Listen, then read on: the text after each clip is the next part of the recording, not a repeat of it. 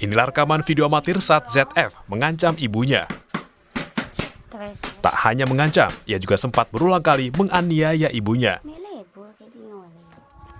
Saat ditangkap di rumahnya di Bangkalan, Jawa Timur, pelaku sempat memberontak hingga terpaksa diborgol. Bukan maling saya, iya.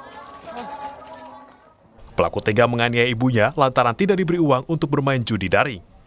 Terakhir pelaku kalah hingga 15 juta rupiah.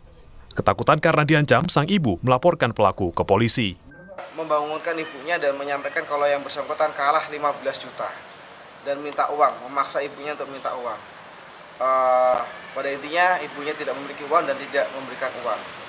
Yang mana kemudian tersangka ini marah, namun dalam situasi ini adik atau anak keempat dari korban sempat merekam kejadian tersebut.